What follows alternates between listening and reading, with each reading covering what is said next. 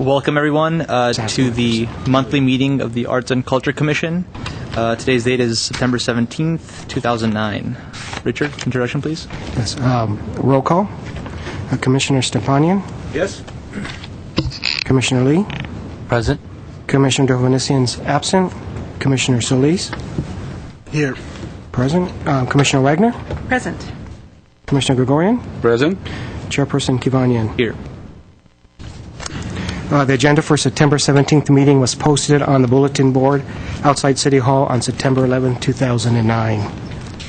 The next item is consent items. Approval of the regular commission meeting minutes from August 20th, 2009 at 2 p.m.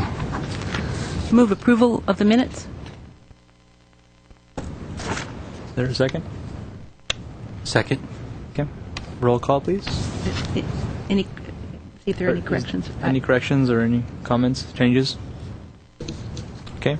Roll call, please. Commissioner Stepanian. Yes. Commissioner Lee. Yes. Commissioner Dovanesian's absent. Commissioner Solis. Abstain. Commissioner Wagner. Yes. Commissioner Gregorian. Abstain. Chairperson Kivanian. Yes. Next item, introductions and presentations. The introduction of the Arts Tune-Up in Glendale by Angela Milanovic of Los Angeles County Arts Commission and Amiko Ono, the Director of Grants and Professional Development.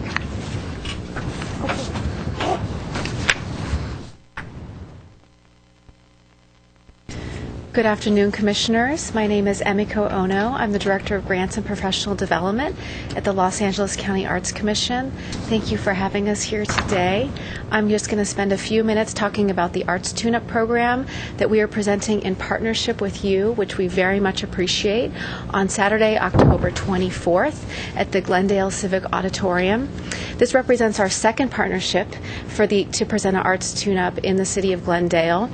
You might remember from your June meeting that this is a round-robin event for the arts and cultural community that brings free expert advice to people, to individual artists and people running typically small arts organizations in your community. How it works is there'll be about 20 tables set up in the Civic Auditorium. Folks pre-register, they check in that morning, and they come in and they sit at a table that has a topic posted on it. The topics range from legal advice for artists to fundraising for organizations. They have an opportunity to sit with an expert 5 times during the course of the day, as well as visit the tables informally during breaks and before and after the meeting to collect information. These are very popular events. We have people who come from the outside communities to attend the Arts Tune-Ups. We once had a woman from Las Vegas drive to LA to get access to these free resources. And the last one that we hosted here in Glendale in 2006 was attended by 93 people. We're expecting between 100 and 150 at this coming event, and we're working with Ripsime, who's been a wonderful partner, to really target communication in the Glendale area and really target artists and small arts organizations who benefit most from this program. I'll turn it over to Angie Gaspar-Milanovic, our Internship and Technical Assistance Coordinator, to talk more about the specifics of the program, and we can both answer any questions you might have about it. Good afternoon, Commissioners. I just wanted to share that we now have the topics confirmed for the event on Saturday the 24th.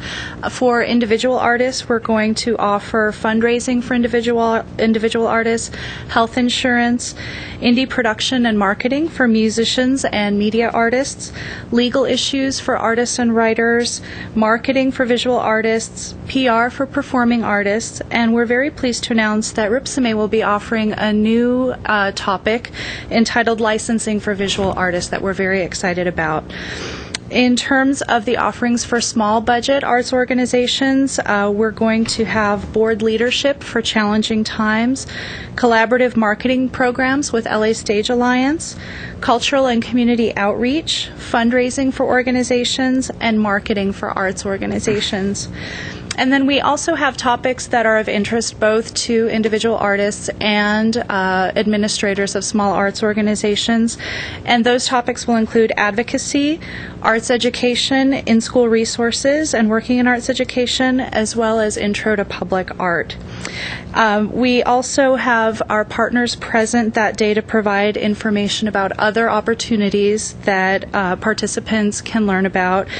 And Claremont Graduate University will be present to talk about the only arts management MA program in Southern California, LA Stage Alliance, the Center for Cultural Innovation, as well as California Lawyers for the Arts.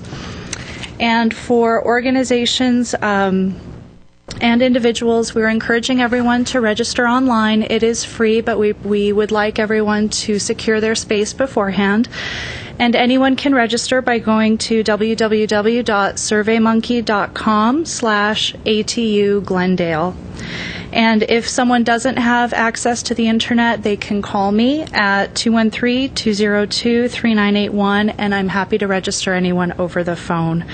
Again, it's free, and it's going to take place at the Glendale Civic Auditorium at 1401 North Verdugo Road, and parking is also free. And we look forward to seeing everyone there, and we'd like to entertain any questions you might have about the program.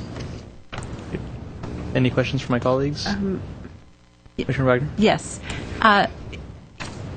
Is there a limit on how many people you can accommodate? So people might, the importance of RSVPing might be critical, particularly if they're driving a long way?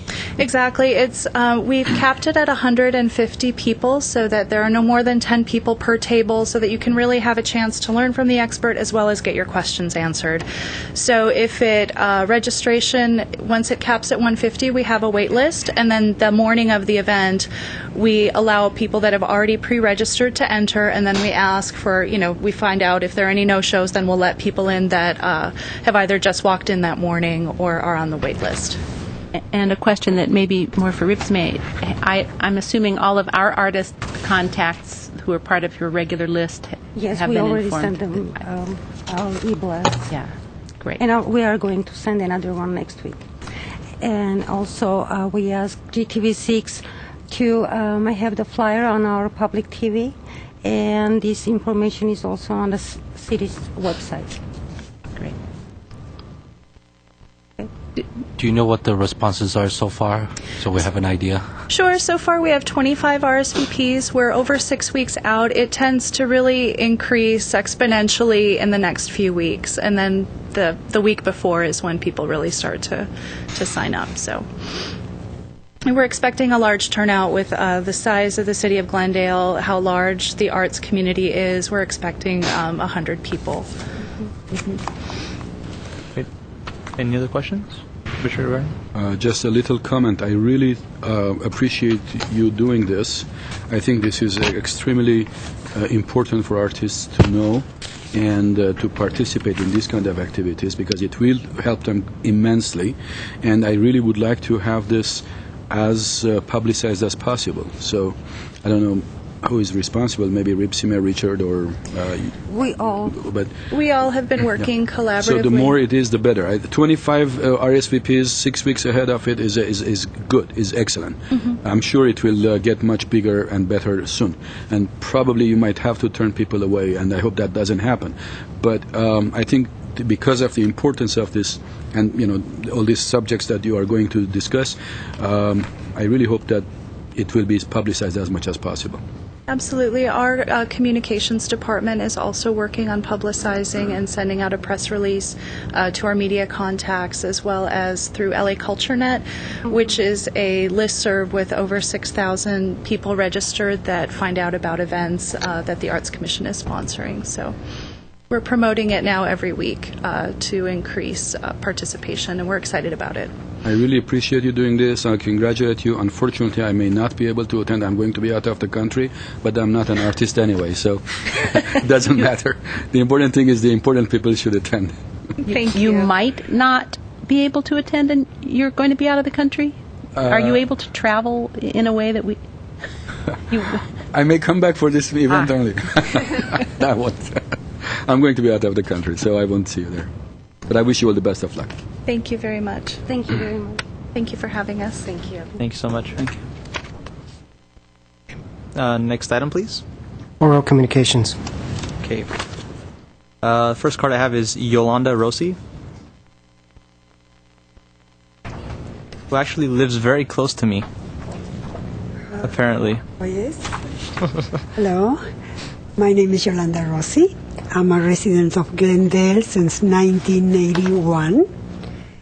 And I'm a dance instructor.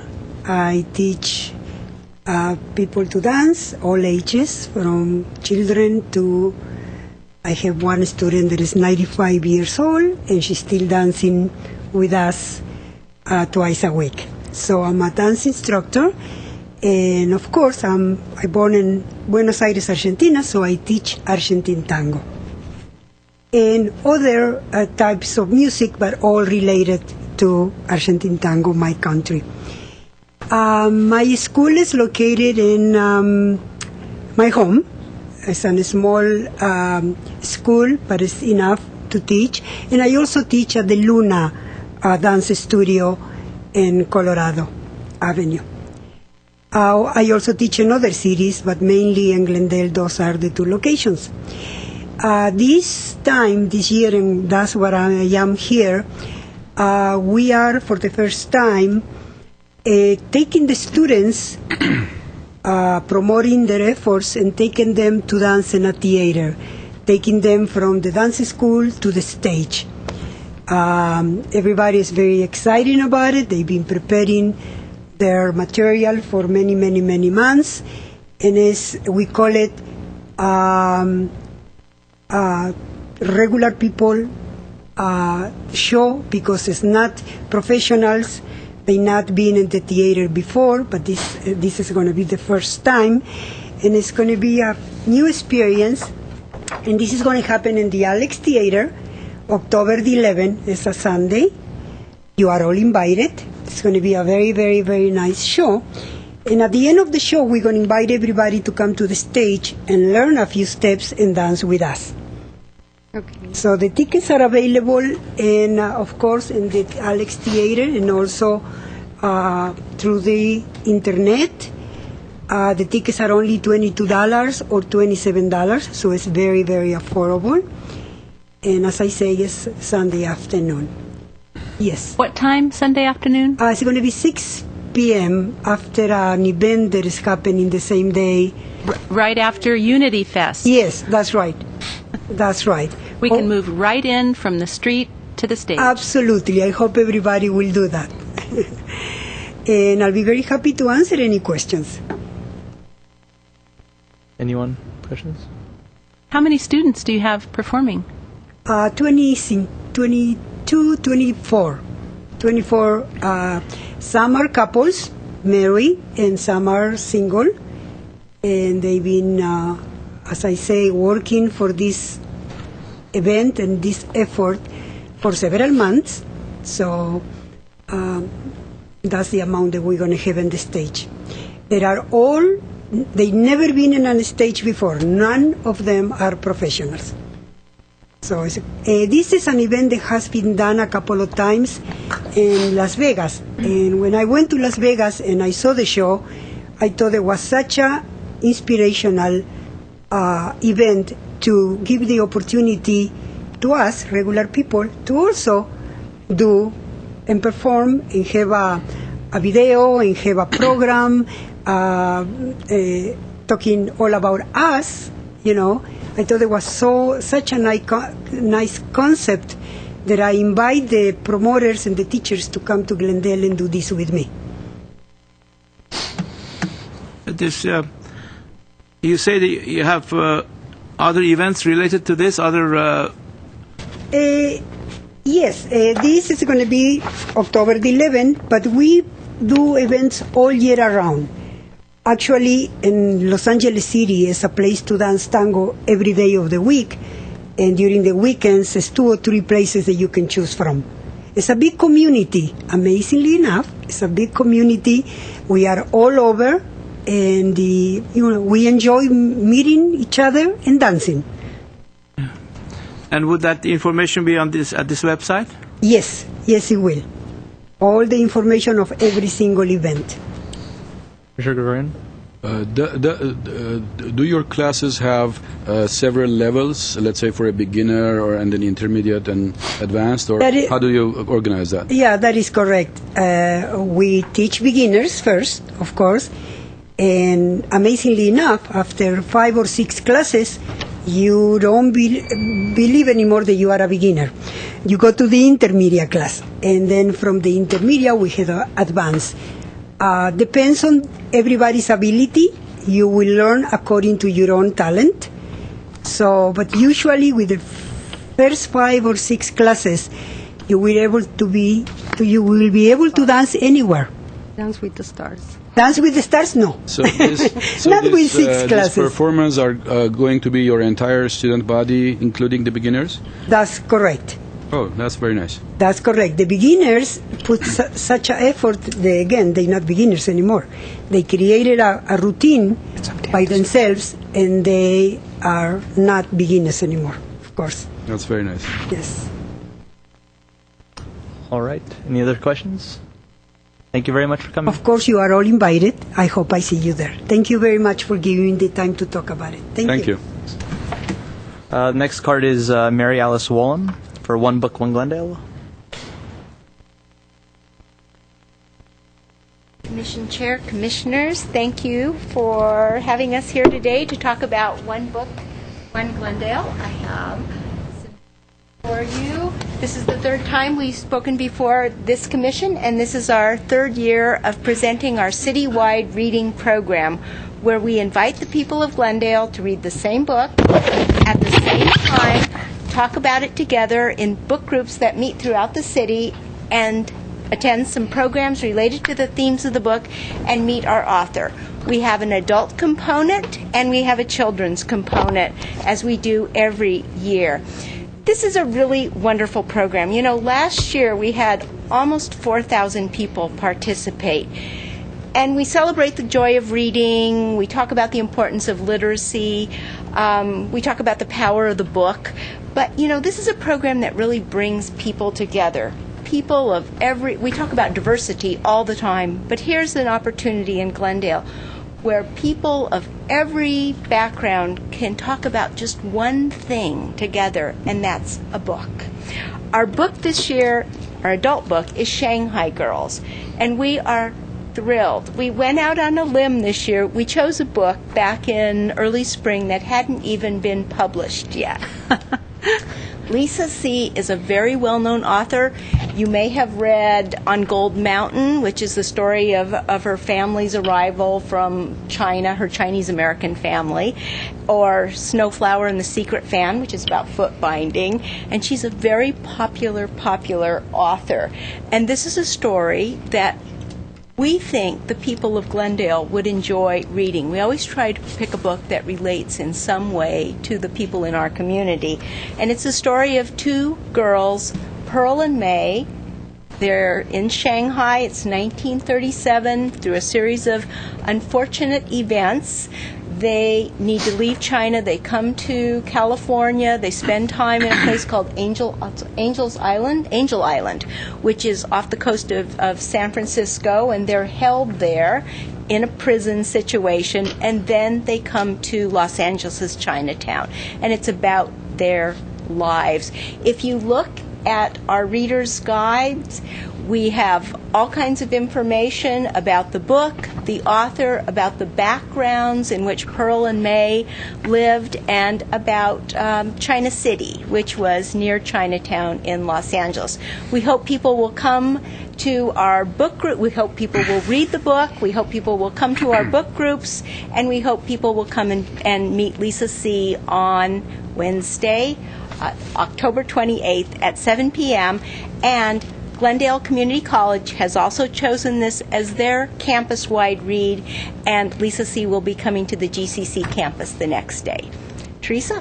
Okay, this year the children's book is by local author Amy Goldman Koss. It's called Poison Ivy, and it deals with the very timely subject of bullying. among school peers. And it's the story of a teacher who inadvertently discovers this. She's a government teacher, so she decides they're going to have a mock trial, which they do, and the entire class is involved. It's told from several points of view, which of course are all very different, and doesn't end quite like you would hope, unfortunately. We're going to have several events for parents and kids with this. They're all in the back of your bookmark. We have a parent-child reading group at the Central Library. They'll be discussing the book October 28th. Saturday, November 14th, we're having a anti-bullying workshop for parents and children at the Central Library. And then Amy will be speaking to the students and to their parents. Anybody else who's interested, November 19th, which is a Thursday at 7 p.m., the Central Library. We are distributing a very limited number of class sets as gifts from the library to the schools to distribute to the kids. They get to keep the book, they get to come meet the author and have her sign it. So we hope people will join us that night. Do we have big supplies at our local booksellers? Do we know of both of these books? Yes. Well, we have them. We have many, many copies at the Glendale Public Library, which can be checked out, and both Borders and Barnes & Noble, and we have been working with Barnes & Noble. We had a book fair at Barnes & Noble, and so they both have copies where people can purchase this book. And I at both events, copies of the book will be for sale. And can be autographed by the authors. Yeah, copy. Go ahead. I'll take another opportunity to thank the library for introducing me to, and our children, to Amy Goldman Koss at a children's reading session in about 1992. No, three. It was a long time ago. And her books have addressed older and older audiences as her children have grown. But it's always a treat to run into her and to have more reason to read her books. She's a fun speaker. She's someone the kids will really enjoy, and children very seldom get to meet an author. So that's one of the main goals of our program, is to connect kids with an author. They're going to enjoy this one. Commissioner Dorian? I really commend you for doing this. I think it's a very good and positive event for our community, and I really appreciate that. My question is, how do you select the books and the titles? I mean, there are hundreds and thousands of novels written every year. Well, I'll speak for the adult book. Different communities select their books differently. In Glendale, my partner Pat Zeider and I choose the book. We run the book groups at the library. We're readers, and so we approach it. It's some science, it's some art. We want to choose a book to which people can relate, and I said that already. We don't want a giant book. We want a book that people are going to talk about. There are thousands and thousands of wonderful books, but they don't really engender conversation. So we go through hundreds and hundreds of books, and we sit and we talk, and sometimes we box and wring our hands and roll our eyes, and then we come up with a book. I mean, I don't know whether that's art and science, but we've had 3 spectacular books, and our author isn't even here yet, and I'm starting to worry about 2010. So does that answer? It does in some way, yes, I thank you. But so let's assume, hypothetically, I read a book and I really love it and I think it will be good for this. Can I call you? Or does Absolutely. I mean, so the public, the Glendale public who are watching this program and are following your events, if they see something, do they submit it? Do you agree? I mean, is that the process? They can call us at the library. They can and suggest a book. Some people do. May I give an example? Sometimes someone will say, "Gosh, Water for Elephants is the most wonderful book. I think Glendale should read it. It's a wonderful story that takes place in the Depression." And I would say, it is a wonderful book. It seems like almost everybody in Glendale has read it already. So we do get emails from people, or people will call, and we take all of that into consideration. And you read every book before you decide? Oh, absolutely. You read hundreds of books a year to decide? Wow. We narrow it down. We read hundreds of books on our own. You should see our nightstands. But, yeah, we read every book. In this case, just to quickly tell you, we contacted Lisa C. about this book that hadn't even been published yet because it looked good. And her publisher sent us advance copies to read that came, very quick FedEx to us. We read them, said this is the book, and then we went with it. So we do, yes, we very carefully read the books. Lisa C. was the speaker at, was it the Legacy Luncheon, the YWCA? Right, she did speak a few years ago at the YWCA. I thought it was this. Or she spoke. This was told to me. She spoke at the YWCA. Maybe it was 2 years ago. Anyway. So my question is, with the Friends of Library that organizes quite often an incredibly good quality events with the authors and their books, do you have any coordination with them? And do you use the authors that they bring to the library?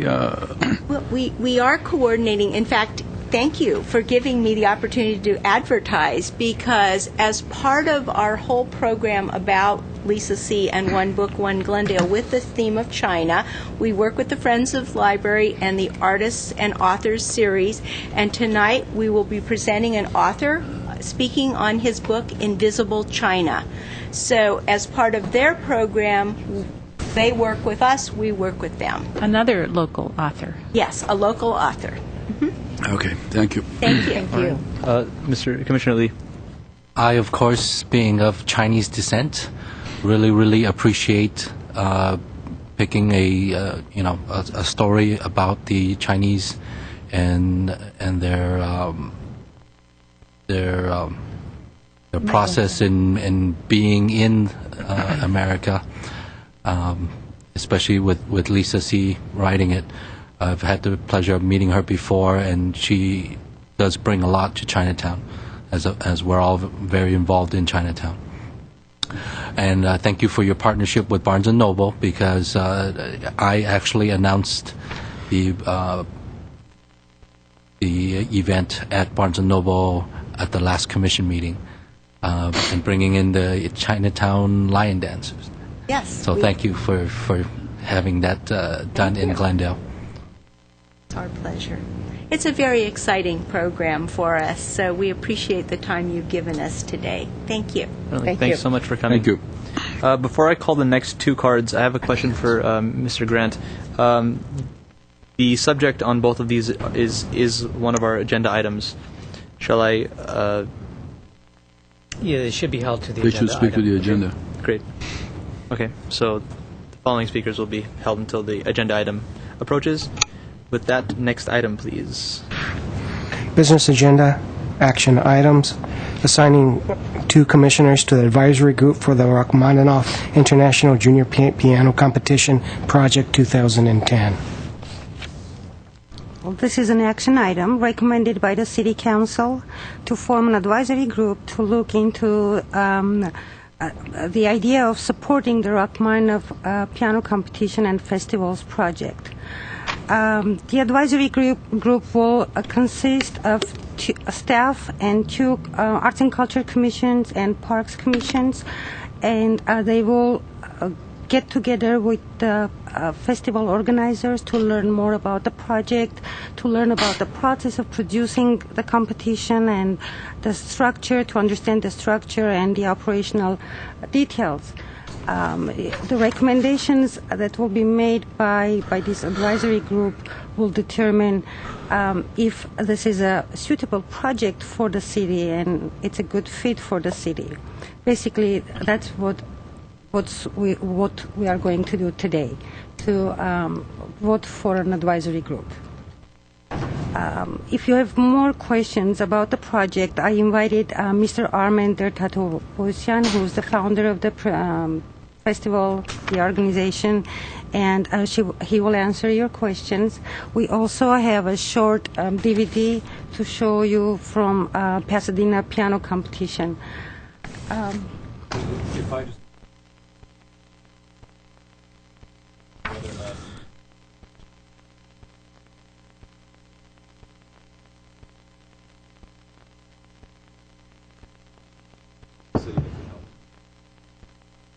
Okay. All right. Let's watch the DVD first.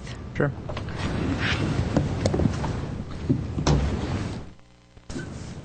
Do I have to do it? Should hit play.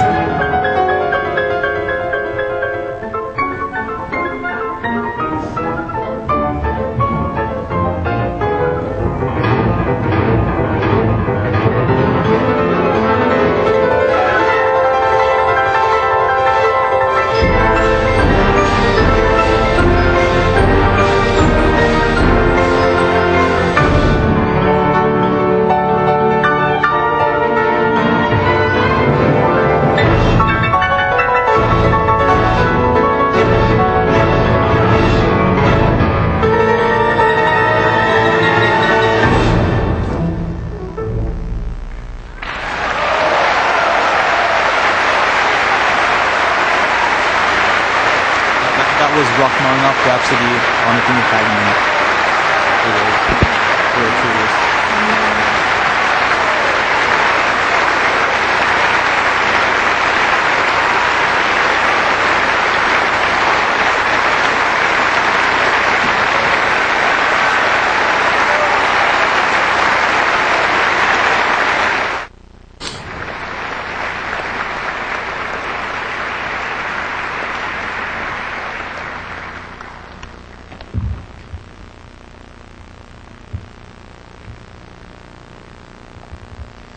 Добрый день, уважаемая госпожа Дэвис. Good evening, Ms. Davis, уважаемый господин мэр, Mayor of Pasadena, уважаемые дамы и господа. Ladies and gentlemen. Прежде всего, я бы хотел от имени Министерства культуры Российской Федерации поблагодарить всех собравшихся в этом зале за внимание и поддержку первого международного конкурса имени Сергея Рахманинова. On behalf of the Minister of Culture of Russia, I would like to thank you, all of us, all of you, for your support, generous support of the first international Rachmaninoff piano competition.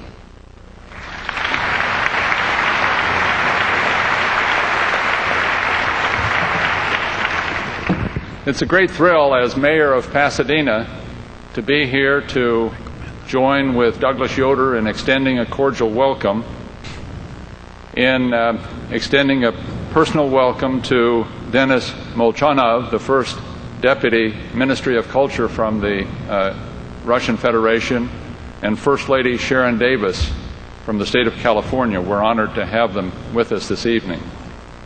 I'm here to congratulate the winners and to express gratitude to those who worked hard over the last 18 months to make this event the success that it was. I'm wearing once again the official Rachmaninoff International Piano Competition scarf. This was a gift from the founder of Master Classes International, whose vision it was to have this competition and to have it become a cultural landmark in Southern California and in the city of Pasadena. When my wife and I were in the Rose Parade on the 1st of January, I wore it to announce to the world that in the year 2002, something special was going to happen in the city of Pasadena. And now that event has occurred. First Lady Sharon Davis.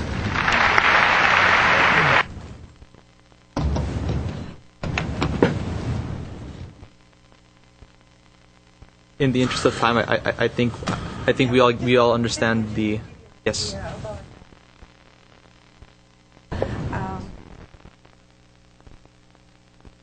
Your light's off. Sorry. God. If you have additional questions for him about the project, he's here. Does anyone have any questions or anything? I'd be interested to know. I know we had an event in Glendale a couple of years ago, not the full but a part of the competition, we had the artist here. I wondered what the history of the competition has been over the since 2002, and okay, Mr. Tatevosyan. Good afternoon, council members. I'm Armen Tatevosyan, founder, president of the organization. Yes, the history of the organization from 2002. We actually produced many events, but related to the Rachmaninoff piano competitions. We did the 2005 competition in Los Angeles at the Disney Hall, and 2008. It's a triennial project, actually, the major competition. And the 2008 third competition was held in Pasadena and in Los Angeles at the downtown Disney Hall. And the event that you mentioned at the school, it was actually in 2006. Mm-hmm. I think it was in January 2006 when we invited two winners of the first prize winners of the 2002 and 2005, and we organized free concert for the Glendale School District. Thank you very much again for that.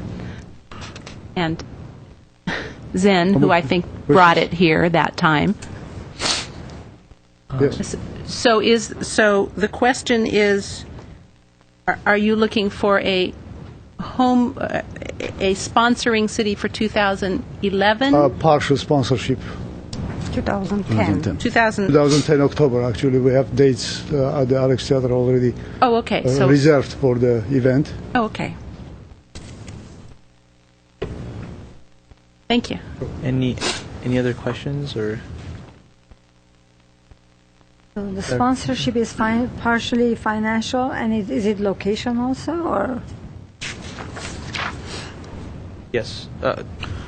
I have spoken to Mr. Tatevosyan several times on this issue, and apparently he has been in touch with the city council members, at least not all of them, but most of them. And according to Mr. Tatevosyan, there is a consensus in the city council that we should consider that event here and see if we can help him and raise some funds and form a committee of citizens and volunteers and two commissioners from this commission and two commissioners from Parks and Rec Commission, so that we can move forward and explore the possibilities of raising some funds and organizing this event in here. My understanding is that as of this moment, no city council member has committed any funds or anything. They haven't given him any promises or anything. It's just, but it seems that seems to be an excitement that we could bring this kind of an international caliber competition to Glendale. And I know that Mr. Tatevosyan has already been in touch with Steinway and Sons Pianos, and they have committed an in-kind donation to this event, and it's a huge commitment that they have made. They are going to even provide 2 Grand Royal pianos for the main event, and several pianos for the artists to practice on. And he has been doing a lot of hard work, and it really depends. Basically, there is a huge budget that he is hoping to get. The budget probably, I don't want to throw numbers out right now, but he is hoping, after his talks with council members, that this committee that we will be forming will be able to raise some funds or some in-kind donations so that we can move forward. Basically, that's the gist of the whole issue and event now. Mr. Wagner? Is the idea that we supplant, that Pasadena will not be planning to host, or we would be doing what Pasadena has done in the last It sounds that as of this moment, since Mr. Dertatavosian is the person who is organizing this, he has the right to take it anywhere he wants. And as of this moment, my understanding is, and please correct me, Mr. Dertatavosian, if I'm wrong, Pasadena is, as of this moment, is not in the picture. And his preference is to organize this in Glendale. And if we do it in Glendale, then, we will have to put our resources in. And my understanding is that this is not the major competition. This is the junior competition. Yeah, this is the junior competition. Yes. Okay. And the video that we saw was the major competition, correct? Yeah. 2002. Okay. And so since it played one of my most favorite pieces, it really struck a chord with me. Major competition. This one is just age limit, basically, and of course smaller budget. Much smaller budget that we used to have for the Pasadena event. So the Pasadena event you would expect to go forward. I mean, the adult competition maybe in 2011. Is that on the books? 2011, we don't have the city yet for that okay. competition. That's still under consideration. And Currently, we are working on a different project for 2010, which has nothing to do with the piano.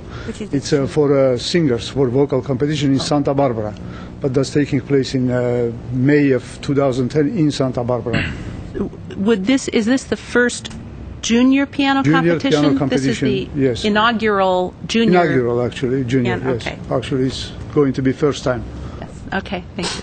So one of the benefits of this being the first time is that if it sets a precedent in the city, and if it's successful, and I'm sure if we organize it right, it will be successful. If we decide to organize it, then we will not only put the city in the international map of music, but also it will be repeated every, I believe, 3 years. Could I ask about how much money would take care of this kind of an event? Again, I really don't have a written, broken down budget, but it sounds that the budget is anywhere from $150,000 to $200,000, and that includes all the other. It includes all the expenses. So if, let's say, Steinway and Company have committed, let's say, $20,000 worth of pianos, then that goes down. If the city, let's say, donates Alex Theater for a week, whatever the budget is for that, it will go down. So my understanding with my conversations with Mr. Dertatavosian is that the total budget is going to be anywhere from $150,000 to $200,000. And please correct me if I'm wrong. Commissioner Solis. I think we're going way off topic. We're just supposed to assign 2 commissioners, and then you could do all that to them, sell them. Yeah, but we have to understand what we are assigning to. Or what we're volunteering or nominating people for. Well, there's nothing in front of us. I mean, we really don't know. We're going all by word of mouth. I mean, what exactly did Pasadena put forward? How much money did they give? What kind of in-kind benefits did you have? I mean. That's something the advisory committee is going to research, correct? Yeah, basically, I think the main issue right now is, the core of the issue is whether we want to organize whether we want to explore the possibilities of this kind of an event in Glendale, and if so, to recommend the City Council to support it, and hopefully, by the efforts of everybody, if we decided that we go forward with the approval of the City Council, then hopefully we will start raising money from private sources and private donors, just like we did last year on a smaller scale for another event. Commissioner Lee. Just to make sure, Mr. Grant, should this be an ad hoc committee versus an advisory group? This will be to get away from Brown Act? It won't be a Brown Act problem. It's just 2 people. And it's with the Parks Commission. It's joint. It's joint, right. It's advisory to the council at this point. One thing which is not clear for me is, and again, nothing against it, but I don't understand why it was decided that 2 commissioners from this commission and 2 commissioners from Parks and Rec. So I don't know Parks and Rec what their role of participation is in this event, and why not, let's say, another 2 commissioners from, let's say, Design Review Board or something. I mean, that part is absolutely not clear for me. So. And I'm not sure why, but I assume that it's because Parks and Rec does a lot of special events, and we have staff who specialize just in doing special events, so that's where the area of help could be as well. And it may be, some of our facilities are being used for practice or whatever it may be. Okay. Yeah. Again, I'm not sure, but I assume that may be some of the reasons why. That's reasonably good explanation. Good assumption. Yes. I have more of a procedural process question. For example, let's say the advisory group decides to go ahead with doing this kind of a competition in Glendale. I don't really know who to direct the question to, but where does our recommendation go? Directly to City Council, and they move forward with it? Yes. Okay. So the advisory group I believe they are the last. They have the last say in this competition to go forward. Okay. So we will if this commission is if we are convinced that we should form this commission. This committee, this advisory committee, we will recommend 2 of our members. 2 of the members of the Parks and Rec will be also recommended. Mr. Tatavosyan is there. Parks and Rec staff will be participating. And that group will start moving forward, but the recommendation would be for the City Council to approve this, and as soon as they approve it, then this body will be at full work. Okay. Any other questions, comments? Just another comment. I think Mr. Tertatavosyan's timeline is October of next year. This process may move a little slower than he thinks it may. Yeah, and time is of the essence for us now. Yes, that's very true. Okay. All the more reason to be quick with our nominations. I think it's a wonderful goal to look for this event in the city. So I would be very happy to follow the City Council's invitation and send a couple of us. And I certainly think our chairperson should be one of them, being an accomplished pianist himself. Thank you. May I make a recommendation that we vote on it next month, because I don't know if we're getting reappointed this month. If I may make a comment on that, since the time is of the essence, as Mr. Chapchan just stated, and we don't know when we will be reappointed or whether we will be reappointed. I don't think we should put this off. I think we should move forward. And if, let's say, any one of us who is a member of this committee does not get reappointed, that person can still be as a public member of that committee and move forward. And the commission might add another person to that. But just because of that little uncertainty that we don't know when will resolve, I don't want to put this thing on hold for another month and delay Mr. Tatavosyan's project, because time is really of the essence, and we have practically a year to organize it, and for an event of this magnitude, a year is not enough. Correct. So my recommendation would be, Commissioner Lee, if you don't mind, let's just move forward, and if, let's say, if our chair is a member of that committee, as it was suggested, and in the very unlikely event that they don't appoint him, he will either be a voluntary community member of that group, or he won't. But let's move forward. At least we can put the foundations today, if we agree that this is a good event to do. Well, it would really, just to reiterate and to echo my colleague's words, it'd be really impossible to even think about this kind of a competition if we delay even one day, to be honest with you. Having experience in this field, and I mean, just as a competitor, you need at least, you would need a few months to be able to prepare a repertoire. Otherwise, it'd be impossible. You wouldn't be in the competition. So, with that said, any volunteers? I guess I was already volunteered to be on this advisory group, and I will accept that. I will do that because it's really up my alley, to be honest, as a pianist. So, any other It sounds that some of my colleagues want me to volunteer or are volunteering me. And again, since I have a lot of travel plans next year, and again, I don't know whether we will be appointed or not, but if it is agreeable with the rest of my colleagues, I would like to take that challenge. I think it's a good challenge. Can we vote on that? Well, we're going to have to. Somebody's going to have to make a motion. I move the approval of Mr. Kavanian and Mr. Gregorian for our members to the advisory group. Should we have? Do you want an alternate if? Let's cross that bridge when we get to it. All right, appoint one as chairperson, and we'll ratify it later. Okay, sounds good. Did you second? Yes, I second. Okay. Let's understand the motion, though. So the motion is we want to move forward with this. We want to recommend the city council that it is a good idea. We're appointing two members to the commission. So so we are appointing two members to this committee. Yes. And when is the city council going to know what we feel about this project? Can we send our committees with our blessing and our hopes? Yes. We have to make a motion based on the action. City attorney's got his hand on the hot button, so okay. We're doing okay. Just the motion is to nominate as opposed to whether you're going to or not. I believe that the council has decided they do want this commission to participate, so it's a matter of just nominating two people to participate. Exactly. So the understanding is the council has already decided that this is a good project to move forward if we appoint it? No. I don't understand this. I believe I don't understand. It will be this.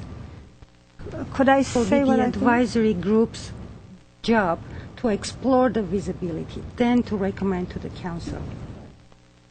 The advisory group will recommend to the council, Correct. not us. The advisory group does not have that power, so to speak, to do that. It has to go through this commission. Oh, it's advisory, just like us. You guys are.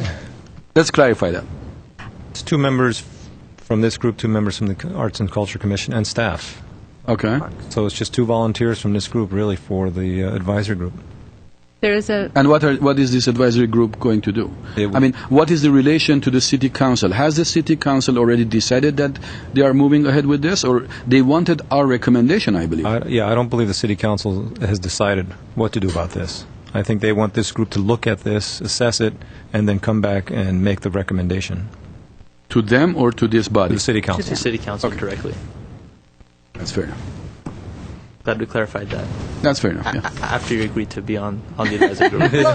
I was going to say, wait a minute, what am I getting into? It was motion, then it was seconded, so should we take a vote? Okay, yes, roll call, please. Commissioner Stepanian? Commissioner Lee? Yeah. Yes. Commissioner Jovanesian? Yes. Commissioner Solis? Yes. Commissioner Wagner? Yes. Commissioner Gregorian? Yes. Chairperson Kivanian? Yes. Okay, next item, please. Next item, please.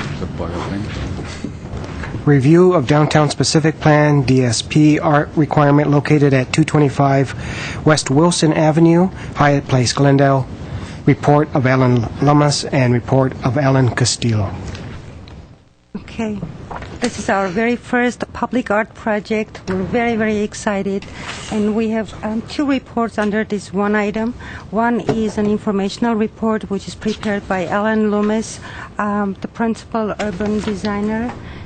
And after him, it will be Alan Castillo, who's the project manager. But before we get things started, Mr. Loomis, a question for City Attorney again. How should I handle the speaker cards? Should I wait until after the reports are done? Yes. Okay. Alrighty.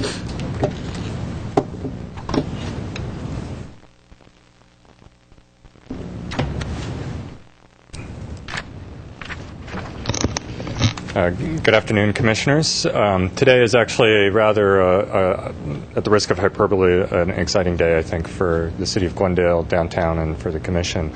Today is the first time that the Arts and Culture Commission will be reviewing a public art proposal as required by the Downtown Specific Plan. Shortly, you'll be hearing a presentation of the specific project and their proposal. But before you consider that particular project, we thought it'd be useful to give you a kind of introduction to the downtown specific plan and the nature of the art requirement, some of the discussion the council has had regarding the public art in the downtown, and then just some procedural issues in terms of what is the commission's role in this process and what sort of happens next. I would say the downtown specific plan was adopted in November of 2006 to promote a economic development, quality design in the downtown. You can see the vision statement that leads off this particular plan. It was developed over a number of years, and very intensely in the final year through an advisory committee that was roughly 30 people. Commissioner Gregorian represented the Arts and Culture Commission on that advisory committee, and when the plan moved forward to the adoption, it did visit the Arts and Culture Commission. If I recall, only Commissioner Lee and Commissioner Stepanian were not sitting on the commission at the time the plan was reviewed. So many of you are familiar with this. But to kind of revisit it, the specific plan covers the primary areas that we think of as downtown Glendale. You can see here on the map, it starts north at Glen Oaks Boulevard, heads south along the on the west side, down both sides of Central, jogs around the Galleria, which is the big sort of red square at the bottom left, runs, the southern boundary is defined by Colorado on both sides of the street, then it jogs up Glendale Avenue, encompasses the Civic Center, City Hall, cuts back towards Brand Boulevard along Wilson, and then jogs up Maryland back up to Glen Oaks Boulevard. So everything within this boundary is covered by the downtown specific plan rules. The downtown specific plan is partially a regulatory document in terms of it sets zoning standards for heights, setbacks, that sort of stuff. The particular colors you see on the map are sort of sub-districts within the plan that reflect those different kinds of zoning standards. But the plan is also a policy document that resides in the city's overall general plan, which is in effect the kind of constitution that guides growth and development throughout the entire city. And so the downtown specific plan contains a lot of policies and standards for things such as public open space, historic preservation, multimodal transportation policies that go well beyond what you would typically find under your basic zoning code standards. One of the requirements that is unique to the specific plan and not found anywhere else in the city of Glendale is a requirement for public art. All projects in the downtown valued over $500,000 are required to commit 1% of their project cost to the provisions and installation of public art. There are some exceptions to that for affordable housing, historic preservation. There's also an option for developers who don't want to participate to pay an in lieu fee equal to 1% of their project cost. But the experience we've had working with developers is most of them are committed to doing the public art. And I think in practice, most of the major new buildings in downtown that we'll be seeing from here on out will be including public art as part of their proposal. So these sets of slides, starting here in the next set of images that are also in your packet, are part of a presentation that we gave to the City Council in January of last year to discuss some of the ideas behind the public art requirement. These pieces, sculptures, are all currently in downtown Glendale. Examples of public art. Some people might argue the frogs at the marketplace aren't public art, but they're certainly popular. So these are examples you would find in downtown Glendale. And these images, we wanted to show the council what some of the thoughts are regarding art, principally visual art. This example is in Pasadena, where obviously it's a series of sculptures and tile work incorporated into the gardens. This is around the hotel complex behind their city hall. It was at one point the DoubleTree. I think it's changed. The flag has changed. But this is sort of sculpture in gardens. There's also the idea that sculpture could be much more integrated into the buildings. The example in the upper left is in Seattle. The bear is actually 3 stories tall and peering into the lobby of the Denver Convention Center. So it's quite impressive. In fact, you can buy a little small version of it to take away as a souvenir when you visit Denver. Like in Seattle, you buy the Space Needle. In Denver, you buy the bear. You might also find artwork that is visual but also literary. This is another example from Denver where the sort of drains to ocean manhole cover is also accompanied by this poem about trout and water movement through Colorado. You might also find other kinds of visual art and paintings and murals incorporated into buildings. And this is an example in San Diego. Obviously, it's sort of the whole facade of the building is sort of turned into this kind of exuberant folk art mural.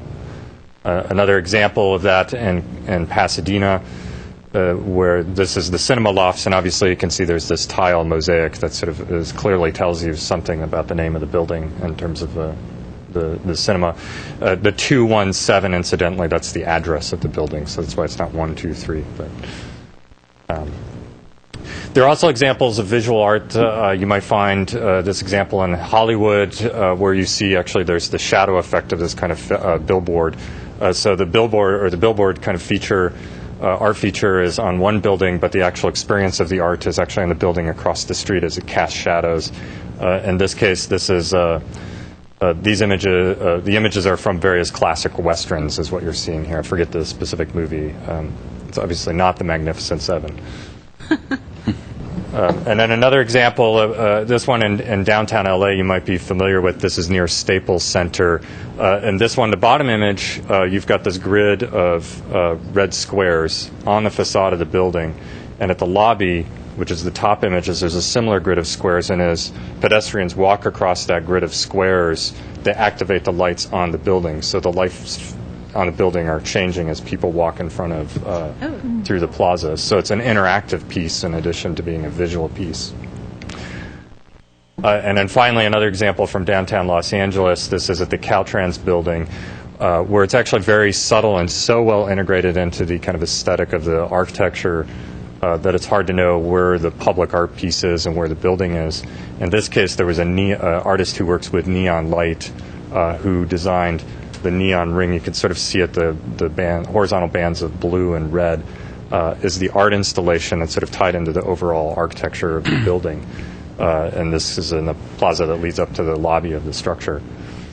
So these are some examples that we showed to the City Council in talking about art. And there were sort of 2 principles that emerged out of this discussion and out of the policies in the specific plan regarding how to think about public art in the downtown. The first is that there is a strong interest in seeing the art integrated into the architecture, as more in the vein of these last examples, and less what's sort of derogatively referred to as plop art, which is essentially the sort of sculptures that are commissioned after the building is done and just dropped in front of the building, have no relationship with the architecture. The council communicated a strong interest in seeing art really integrated into the building.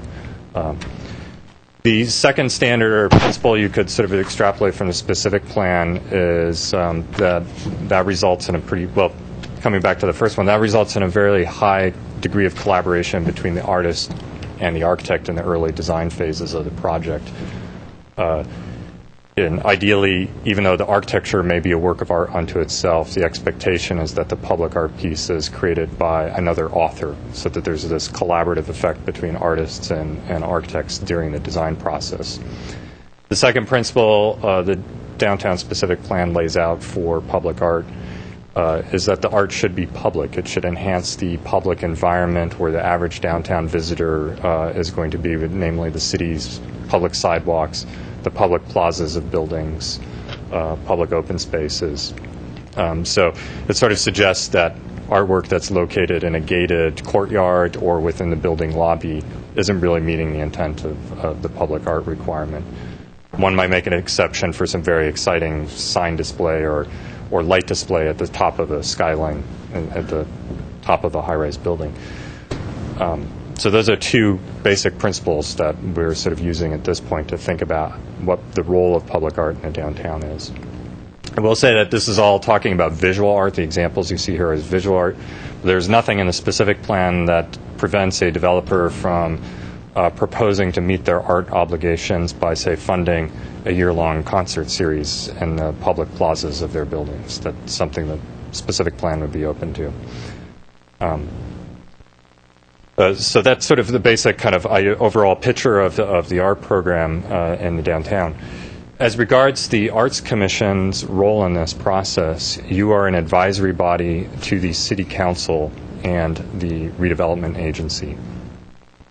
Projects located in a downtown specific plan are ultimately approved by either the redevelopment agency or the City Council or some combination, which, as you know, is in effect all the same 5 people. So the redevelopment agency or City Council is the final design review authority. They also approve any other discretionary actions that might be associated with projects. And their final consideration, reviewing a project, the final design review approvals that they might give on a project, would also include approving an approval of the public art piece.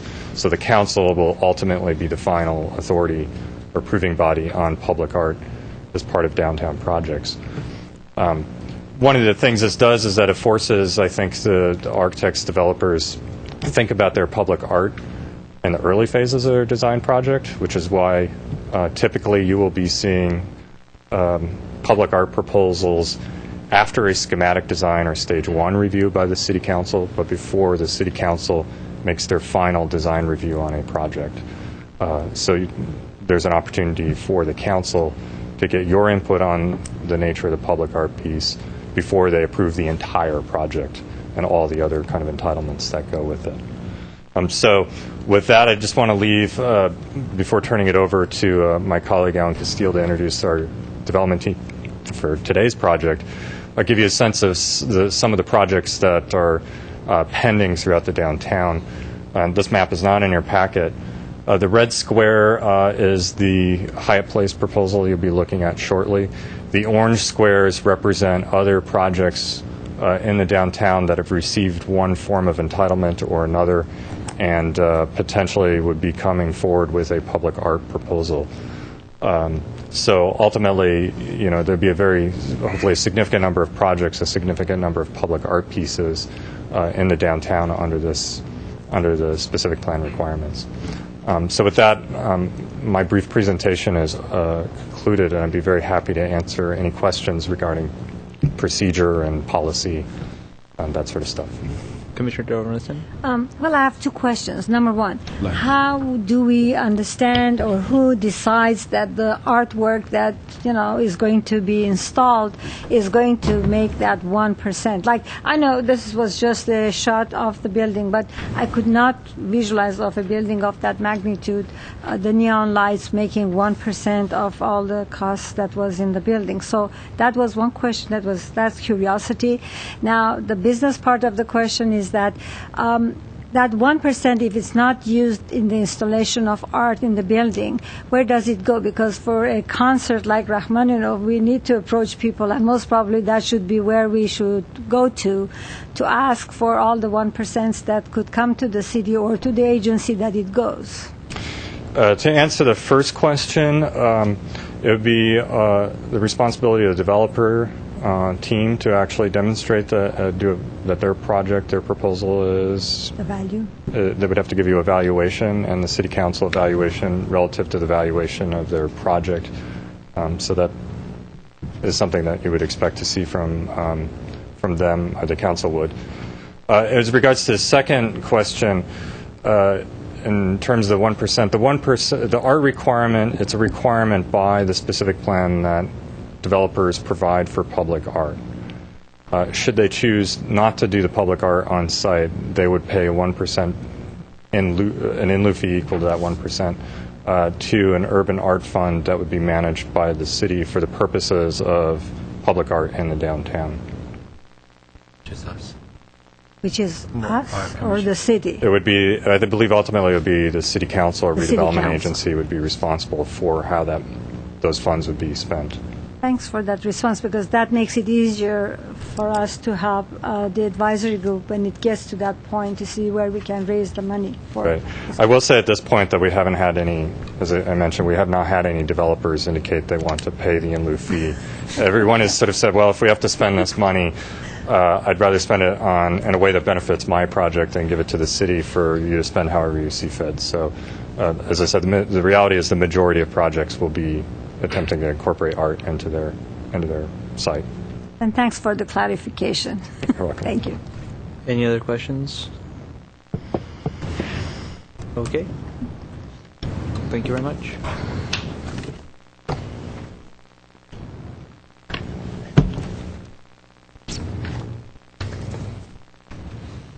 Good afternoon, Commissioners. I'm here to just briefly talk about the project and then introduce the project team. In January 2008, the agency and Comar entered into an exclusive negotiating agreement to negotiate a ground lease for the agency-owned property located at 225 West Wilson. The proposed project is located within the downtown specific plan and consists of an 11-story, 172-room hotel development.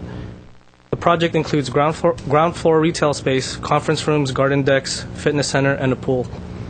During the E&A period, the agency had approved the Stage 1 design and is currently continuing negotiating the ground lease terms. Because the project is located in the DSP, an urban art program is required. Here to present the urban art program is Vache Anazian from Comar and Aram Alajajian, the architect. Excuse me. The artist Euros is also here in the audience to answer any questions. And just to let you guys know, at the end of the presentation, staff will seek commission recommendation for City Council approval. Thank you.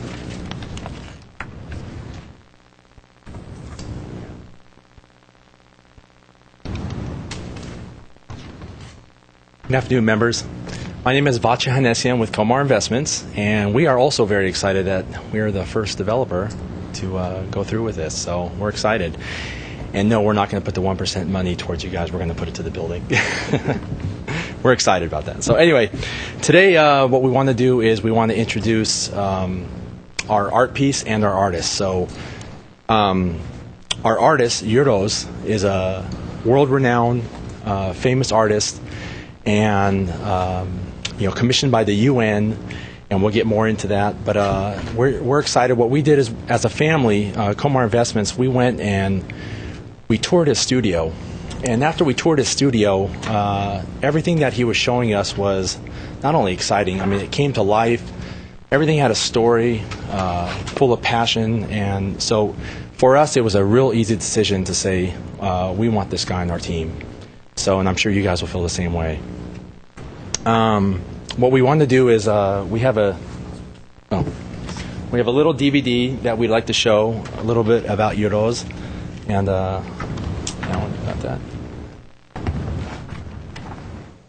And we guys get a little bit of a picture outside of this room.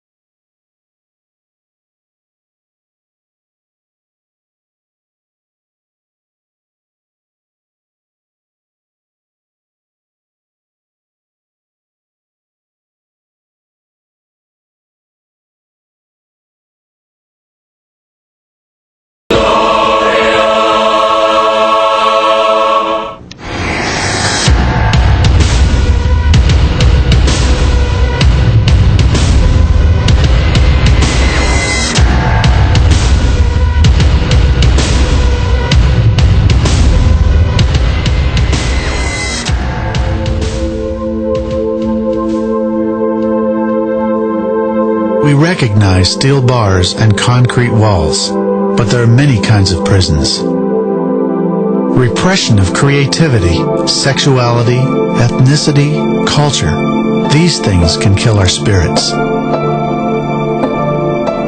The men and women struggle to escape the forces that restrict their freedom.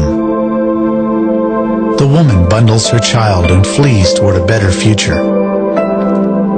One man is so tired of fighting he can hardly go on. His leg fails him, but he holds on to the blue rose, his inspiration, to keep him on his feet. Another has fallen, but he remembers the hope that encouraged him to make the attempt in the first place. Behind the bars, the prisoners cheer them and also remind them not to forget those left behind.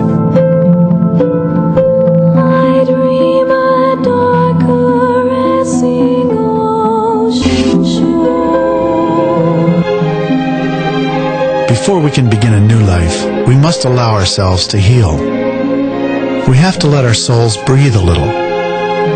Free people do not have to forgive their oppressors, but they must learn to live without the hate that spurred them for so long. They open themselves to a fresh, new world of beauty and peace. Their dream has become real, and they take their first steps in it.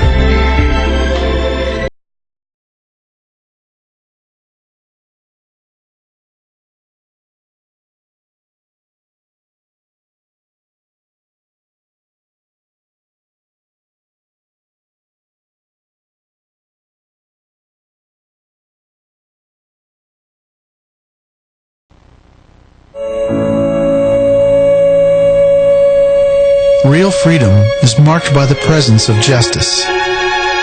We regard the value of individuality by the law's recognition of our humanity, its fairness, and its equal application to all.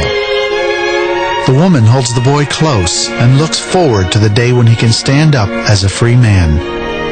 Others tend to their fallen companion and close their eyes as if in prayer to the solemn promise of punishment to those who do evil. The scales of justice measure everyone the same.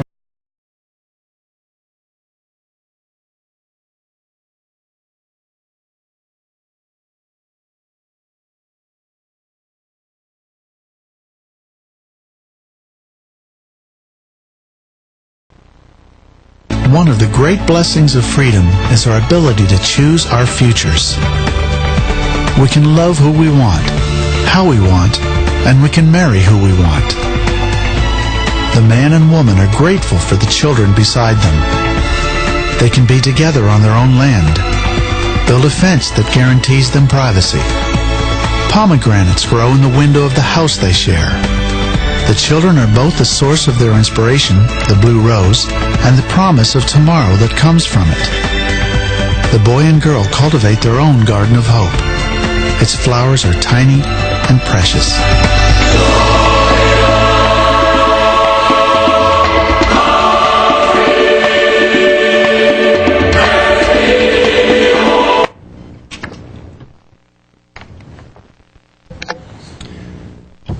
Well, as you can see, this is why we had no doubt to choose Euros. I mean, just a compassionate artist.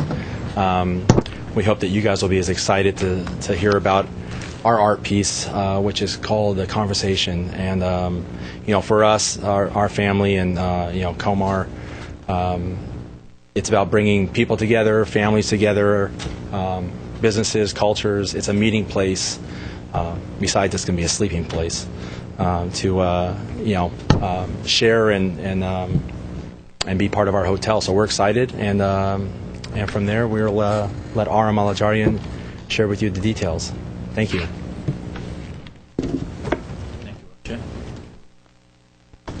Thank you. Good afternoon. My name is Aram Alajajian. I'm the project architect with Alajajian Marcusi Architects for a Hyatt Place Hotel in Glendale. Just to continue what has been presented here, it's been an honor to work with such a great artist like Euros is, especially that his background also comes from the architecture, and he has a very clear understanding of the materials and how to put the things together. It really helped us, throughout this process that we've been working on this project for quite some time. It could be like about 6 months that we've been bringing together the ideas. Now you're viewing the hotel, proposed Hyatt Hotel Place, Hyatt Place from a top view, which to the right of you would be the Wilson Avenue, and the central would be to your left. So short facade is facing central. To situate the art, to combine the art with the building, some of the architects or developers would choose to just purchase an art piece and place it somewhere in the building, as Alan Loomis was showing, either to the courtyard or inside of the building. And what you're going to see here is we have approached totally different way, and one of the ways that Alan was also, or the city council was recommending, to make the art approachable, to make the art part of the public or a city streetscape and accessible to everyone, not just for the hotel guests or for people that are coming inside the hotel to view this, but make an experience so someone that is in Glendale or driving or walking by this street intersection could discover, or maybe this could be a destination point for some people who love art, and eventually following the guidelines that the city is trying to establish. Years to come, you're going to see, we're going to see as a residents of Glendale, art gallery, sort of an open art gallery throughout the streets of the Glendale, and which is very, very encouraging for us, for everybody, for architects, for residents of Glendale, for artists. Now the architecture itself of the building is fragmented to different materials, colors, forms, and height, regarding the heights, and also in articulated forms in a horizontal and a vertical way. So what we did on the next slide, we took off the approach, and we always wanted to make the art integral part of this architecture. So on the right-hand side that you see is a sculptural wall, which sort of symbolizes the broken down pieces or fragmentation of the building itself. But that wall has a function itself too, because it holds the swimming pool, which is hidden right behind the wall. Now, the art piece starts at the corner of the Central and the Wilson Avenue, which are at the bottom of your picture. If we can go to the next picture. Yeah, you can see it. We're looking from the Wilson Street towards east, and you can see the conversation piece, and I will let Yuri himself to explain that. At the corner, and that continues. There are two faces confronting each other, and each face is facing in a 90-degree or perpendicular to the street, allowing the walker by or passerby or driver by to enjoy the sculpture itself. At the same time, the sculpture becomes part of the open door cafe or sitting area of the hotel. So the people who are visiting not only hotel, just visiting the retail or a cafe area in there, they will be enjoying the scene of the sculpture. Then sculpture itself those fragments are taken into consideration, and then we're applying into the building facade. On the next elevation here, you see the sculpted wall, which will allow some light and the glass. Through the glass, some land penetration to the swimming pool area, which is open from the top. On the next slide, and this is viewing from the Wilson Avenue to the west. You can see the corner of Central. The next one, please. That's the corner for the scale. We put the scale of a human scale over there, so you can proportionally see how the sculpture is going to look at the corner. Next one. And that's the sculpture itself, we call it conversation piece. Continuing with the next, and actually we start at the corner, which would be Central and the Wilson corner, and along we moved to the east of the building. Discovery of those fragments will continue. As you can notice, the glass elements within the wall has fragments of the faces which are related to the sculpture. So one that is walking by the building or into the building, we have the similar elements repeating throughout the project. So I would let Euro to go into more detail with that, so I don't want to explain you too much about it, because this is basically his idea and he has some philosophy behind that. And if we continue this, and you can see it in the plan, how we disperse basically those fragments of the conversation throughout the project. It will be made of the colorful tiles with a stainless steel, and will be placed in the various areas of the project, in the porte-cochere, walkways, and a cafe, and also, if permitted, we will go also inside the lobby of the Hyatt Hotel. Now, on the next slide shows that samples of the floor panels.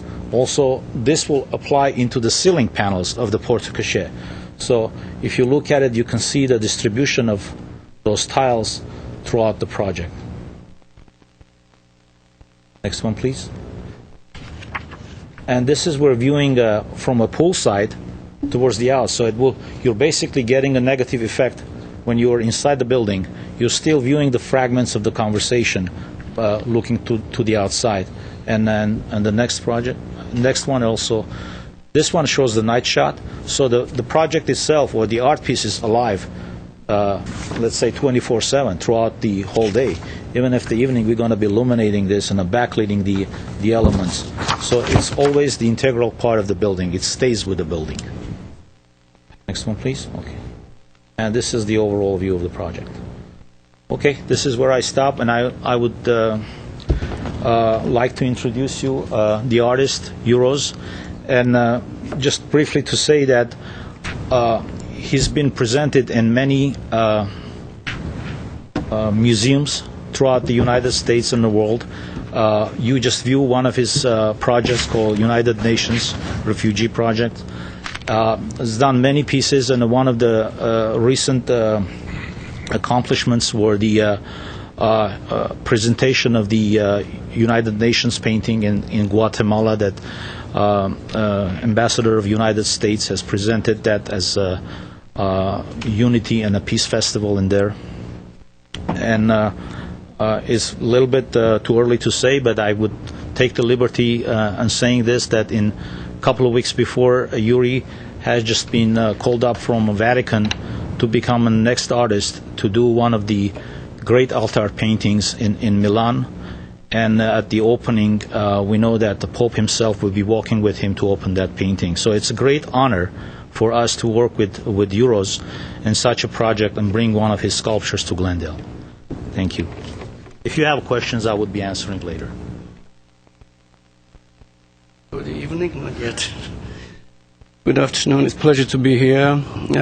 It's the first time I'm doing project with the city, so you have to excuse me. I'm an artist. I had my so-called broken rules, and I'm trying to behave myself so I can be as conservative as I can to fit in this meeting. So I would like to answer your question first. I can't read. Arlette Terhovanesian. Arlette, I want to answer your question before we move forward. What is it important, building or important, or the concert? I think both are important. I wish we were living in a society that we could afford spending so much money instead of somewhere else but spending art. But to answer that question, I would take you 600 years from now, when Roman Pope commissioned Michelangelo paint the ceiling of the Sistine Chapel. When he was painting, he was commissioning the guy. By the way, he never paid Michelangelo. He always was late. When he commissioned Michelangelo to paint the ceiling, he never had an intention of this public art idea. He just wanted to promote Catholic religion. He wanted to make Rome the center of Catholic religion. So it was very personal, very, I would say, selfish goal. But 600 years later, we are going there not because Pope painted for his selfish reason. We're going there because there's a masterpiece there and became a value that is no one can even say why, what was the reason. We are happy that it's created. I'm not saying I'm Michelangelo, and I'm not saying Omar is the Pope, but I'm saying there is always a reason, and always there is how we use that reason, how we use the circumstances. So coming back to our project, why is this project is different? Why is it exciting? First of all, I think being an artist, I'm very excited that at least the city considering to take some amount of money to give the art, whether it'll be euros, will be pesos, it doesn't matter to me. As long as there is that intention, there is that already that cause, they're trying to do something artistic, that's absolutely wonderful. Now, how we use it, that's the second question. To come back to our project, we had two important dilemma. One, how do we do the project that it becomes an art public project? And how we do the public project that becomes part of the architecture? Because we've seen many, many reasons that someone builds the building and gets a sculpture of the horses or whatever it is, puts in front of the building, has no idea what is this, why they're in anyway. And there are also reasons that, their art inside of the hotel has nothing to do with the public. If you remember, the location of the hotel is very, very important. It's right on the Central Boulevard in Wilson. Central is a very vital street in downtown of Glendale. So if you look at the sculptures, I don't know if you have the slide again, sculpture is built specifically on an angle, which means if you're driving this way, you see the part of the sculpture. If you're driving this way, you can see the sculpture this way. So from the very early stage when we were actually, I'm very fortunate I was working with Oram and Sako. We never had that ego artistic problem. I said this, or you said this is my word.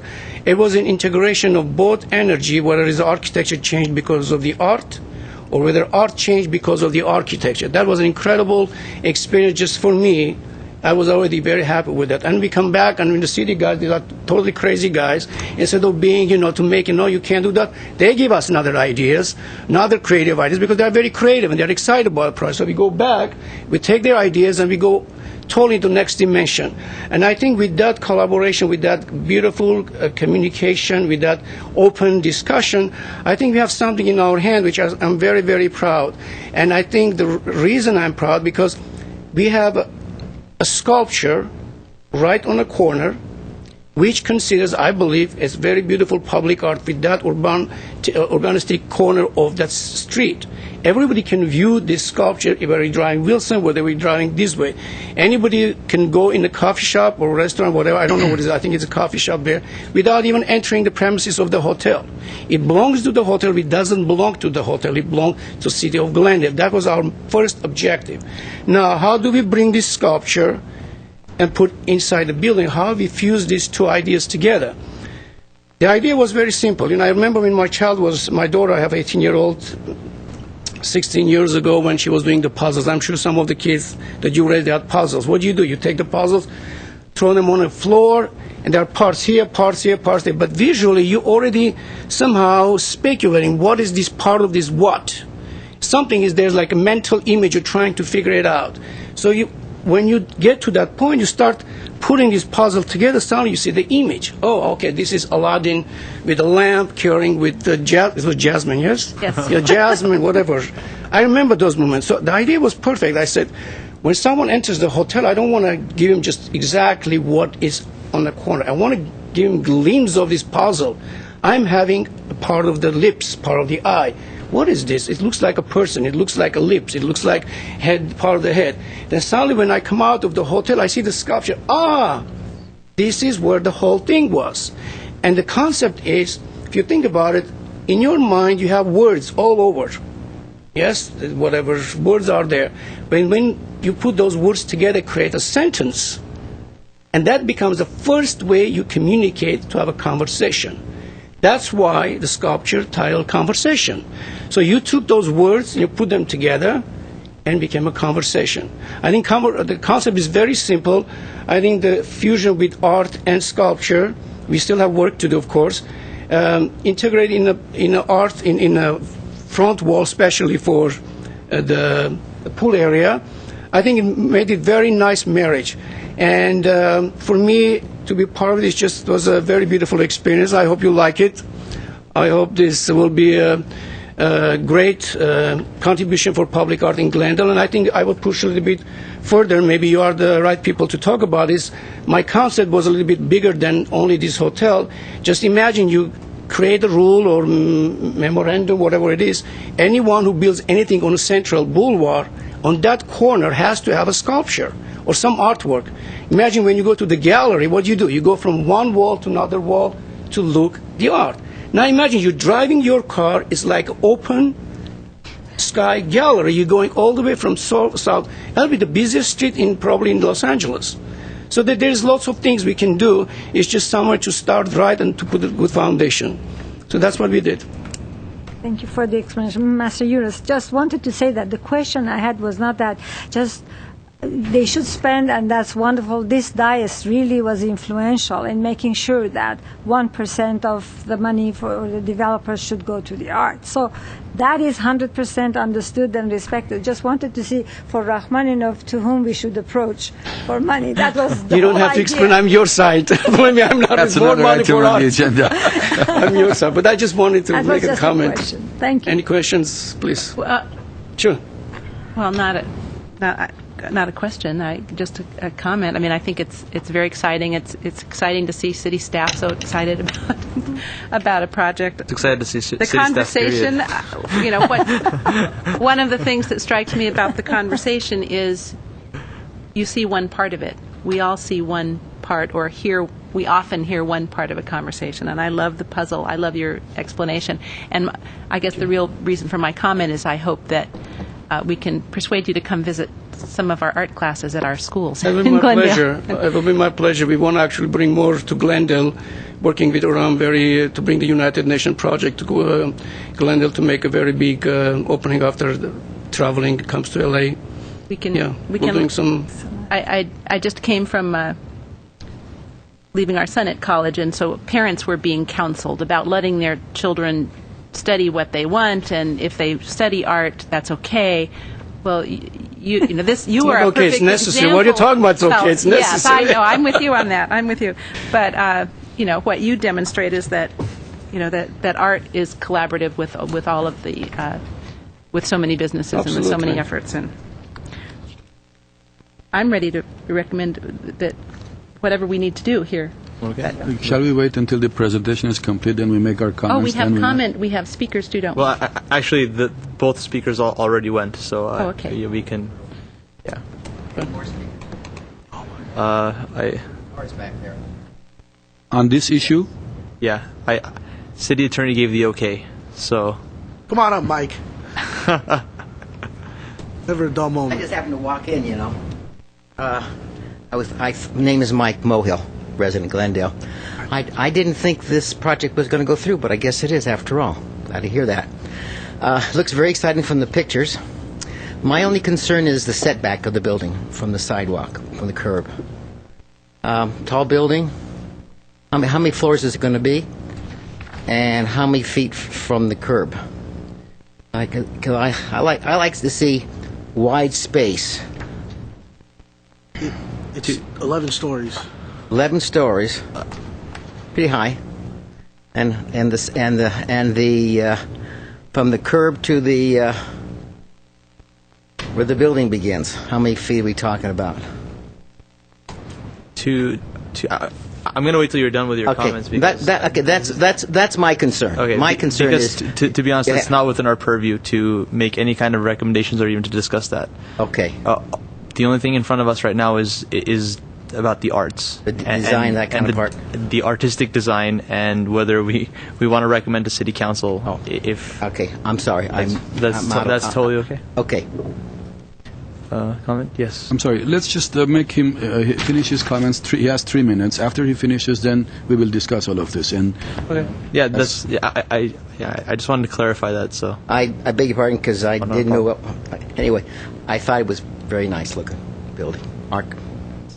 And the architect was right. It would be nice to see art all the way down Central Avenue, every corner, and make Glendale stand out like the Americana.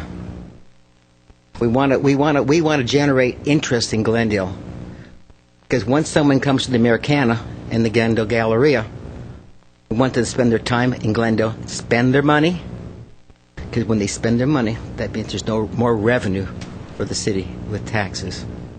Thank you for your time. Thank you very much. Okay. Any comments from my colleagues before we? Commissioner Wagner is very, very persistent about moving along. Well, Commissioner Gregorian. I need to. So who's? Well, I don't want to foreclose anybody else commenting or. Just, it's a magnificent idea. It's beautiful. The concept is beautiful. The way it's put together is beautiful.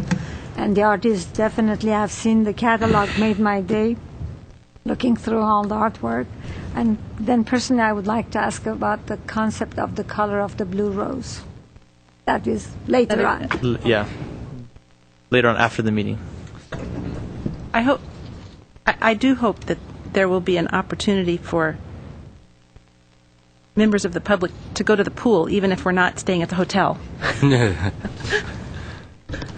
Well, I'm actually very excited at this opportunity because this does not happen in Glendale too often, where arts is at the forefront of things, including a building design for that matter.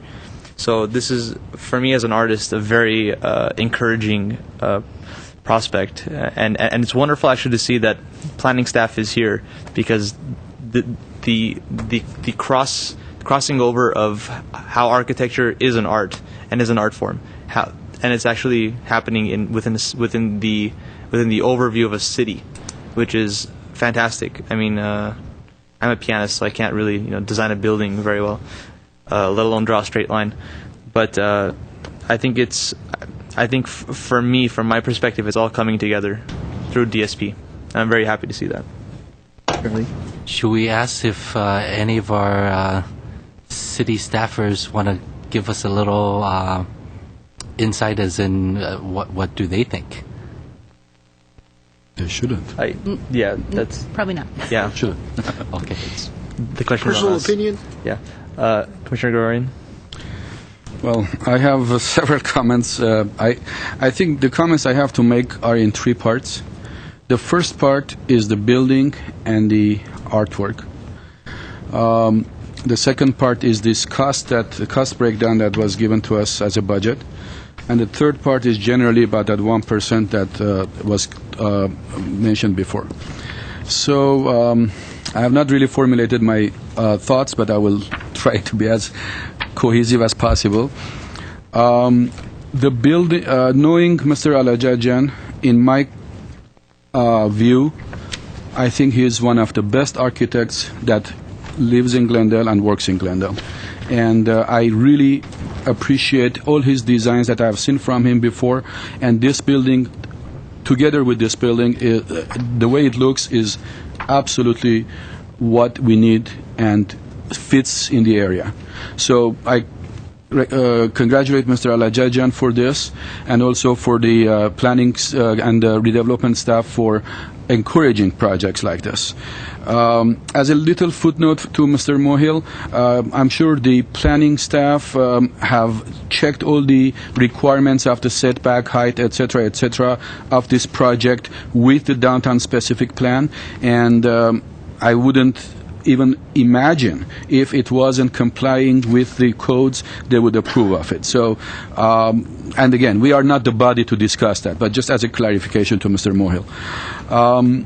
The artist Euros, I don't know him personally, but before he came to this commission, and before I'm proud to say my colleagues know about him, I was introduced to him by a mutual friend, and he probably doesn't even know, by June Fair Cruz, who is an excellent friend, and actually she gave me another catalog of your work, and this is from a gallery in Dubai, which I was about 2 weeks ago, and I didn't have the opportunity to visit this gallery, unfortunately, but next time I'm there, I'm going to. And I have, without knowing you in person, I have always admired your work. So I think the choice of the artist is also an incredible fitting choice in this building. So together, the building and the architect, I think we have the best combination to do what we have. And what I saw on the presentation, excellent. There is the whole concept, the whole idea, the whole package looks so good, and I'm so glad that you did it that way, because that also encourages people to find little art pieces here and there and look for it and go for it. So the whole concept is brilliant. I have nothing to say about any of this. So my recommendation on that first issue on the art and the project is top, and you will get 110 out of 100 from me. So that's the first choice. When it comes down to a little nitty-gritty of it, as was mentioned by my colleague, it seems that unfortunately the best view of the art and the artwork and the wall is from the swimming pool. And even the very same wall from the street doesn't look as exciting and as beautiful. And I'm not quite sure if this is the right time for you to enhance that or not, but I would really like to see that wall from the street or the other way around. So that's my personal view, but it is beautiful. But how many people, even when they stay at the hotel, use the swimming pool? I don't know. And also one other little comment that I made, maybe you can change it and enhance it. The sculpture is right on the corner of Wilson and Central. From what I know in that area, there is not much foot traffic in there. And also the car traffic, if the car drivers on an intersection are more attracted to the sculpture than the driving, then it becomes a little dangerous also. And also the way it is done in this plan, it is so isolated. All around it is either the sidewalks, which is not much walking, and then there are a couple of planters, and then just the very one little tip of it is encroaching into that sitting area. So somehow people who sit in that outside patio might not really enjoy it as much as they would have or should have. What I would have really liked to see, and again, it's entirely up to you, I'm not even a design review board, just a comment, that maybe the location of that artwork should have been somewhere where people would sit around it or look around it and have more kind of interconnection with it. More relation with it. To me, the way it is now is too isolated. And it is really a pity that a beautiful work like this, with a beautiful concept like that, is going to be a little, isolated. Again, there is not much foot traffic, and only a little tip of it encroaches in that patio. So, if you would like to reconsider that, that's great. If not, I'm not going to hold against it. And also, of this three-dimensional art, what I would really like to see a similar, maybe smaller ones inside the hotel lobby, three-dimensional. What we have in there is either on the floor or on the ceiling, and a couple of places on the walls in the swimming pool. But maybe if there is a sitting area in the wall, in the lobby, it would have been nice to have a couple of similar or smaller scale, something kind of three-dimensional inside the lobby. So that's basically overall comment, hopefully to enhance the project. But again, I don't want to take anything away because, as I said, it is really brilliant. So that's the comment for the first part. On the second part, we have given a sheet which says City of Glendale Urban Art Program Budget Breakdown. And we have some things in there, and it comes up to $404,500. I hope somebody can explain to me how you reached these numbers and how accurate are these numbers, how estimated these numbers are, because the way I see some of the numbers seem to me a little different than what I would have thought. So can somebody please explain how you arrived at these numbers? Thank you. First of all, Commissioner Gregorian, let me say that art is subjective to everybody. Some people like it differently. Every person would view the art differently, and there's no written rules for art. That's why art is beautiful. It's like there's no rules here, and I believe the justification how we felt about the location of this sculpture. Believe me, we worked on it about 6 months, and we felt very strong. That's the place it needs to be, and that's how we presented this. But to continue further on, I would say two things. That you're seeing arts in making. It's in progress. And there are other stages that we need to go through. Construction stage, different approval stages, including approval of a Hyatt Place hotel. Now, once you're working with the major flagships, normally they have their saying on it. Yuri had came up with a beautiful idea of making the doorknobs out of those faces. In fact, carrying it through the lobby and doing things. But all of those items needs to get approval by the major chain. So we're holding our, breath to get these things approved. But we don't want to misrepresent and show everything at the beginning and say, but now what we have the concept in making, and that hopefully we can progress and achieve upon it. On the second question that you had on the prices, this is the estimated cost.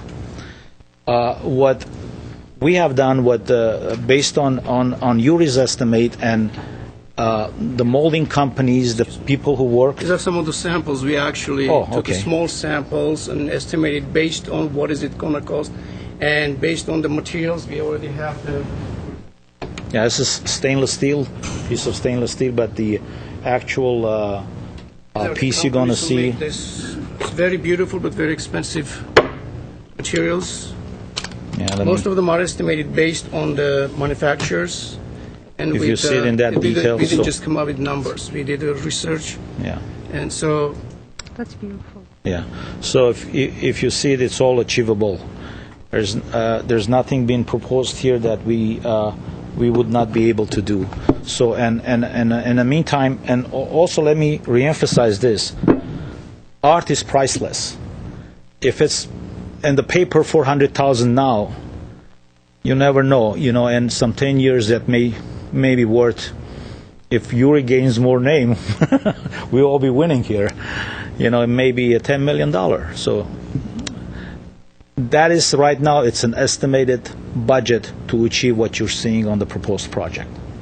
So we're going to be working with the staff and with the artist to make this project successful.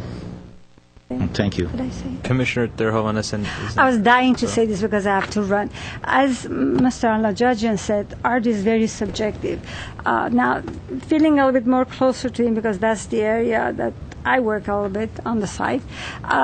Actually, conversation usually in olden times happened in the corner of the streets when people got together from different directions and they came and stood there and they said things. And there are many stories and myths and legends and different things related to the fact that go to the corner of the street and see what are people saying. So sort of to know what was happening in the town and the city. So the two corners meeting, that's how I see the perspective. So no, not to oppose, but I'm saying that how people could see differently. Coming from two directions and coming to the two corners of the street, actually, it is where coming to the corner and facing one another to talk is much more than in the middle of the street. So as far as the concept of how people gathered and talked, so that is, to me, it sounds very appropriate. The only comment, this is just a joke, not serious, is that the sculpture should have longer hair because women talk more.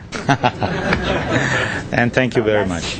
If you don't have any questions. Commissioner Lee? It's going to get longer. I actually concur a lot with Commissioner Gregorian. My only thing that I would ask of is the artwork is very good. But if you compare it to the scale of the building, if you look at the picture, it looks like a little peanut in the...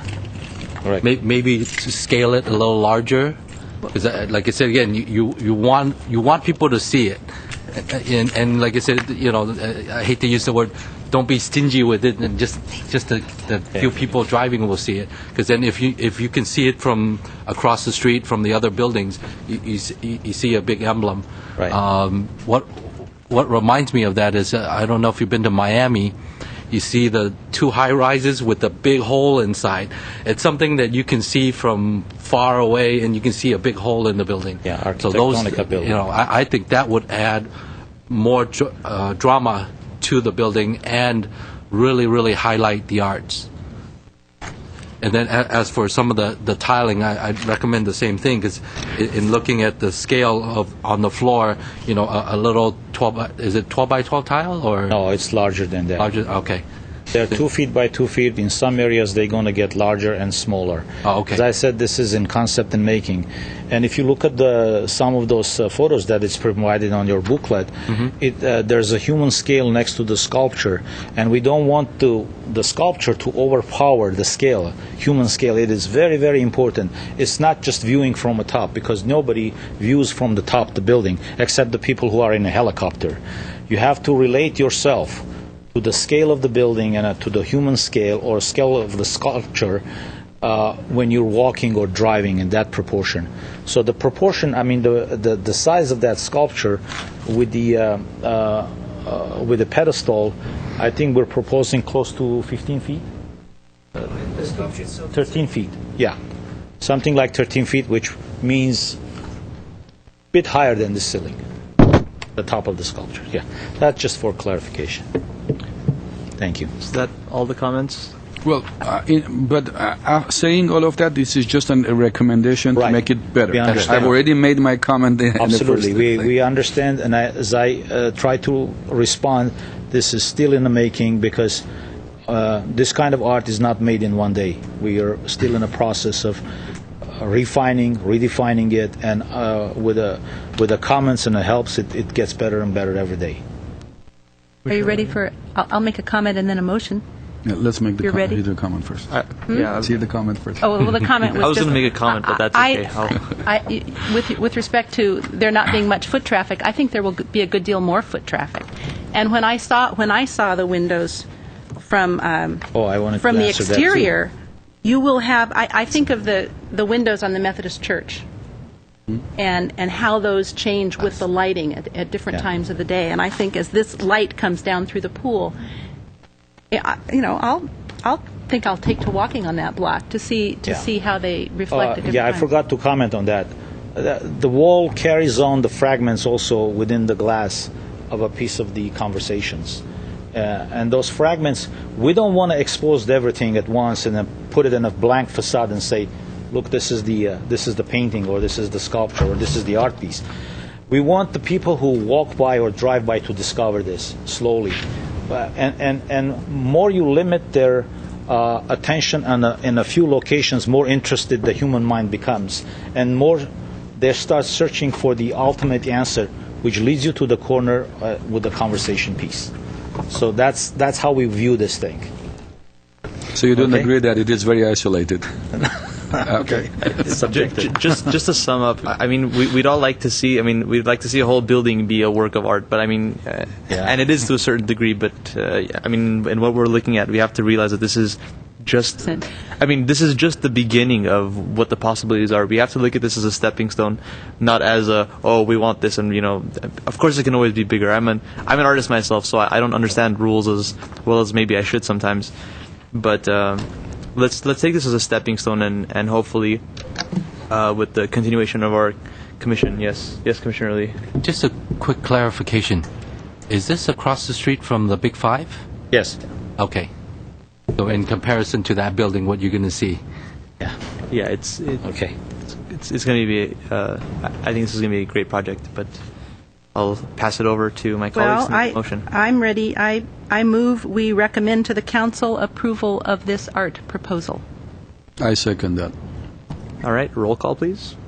I think we're all commented out. Commissioner Gregorian, is that a comment?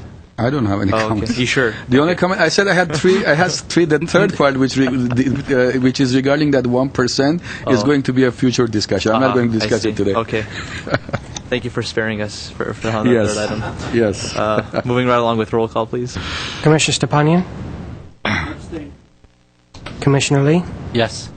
Commissioner Dovanesian's absent. Commissioner Solis? Yes.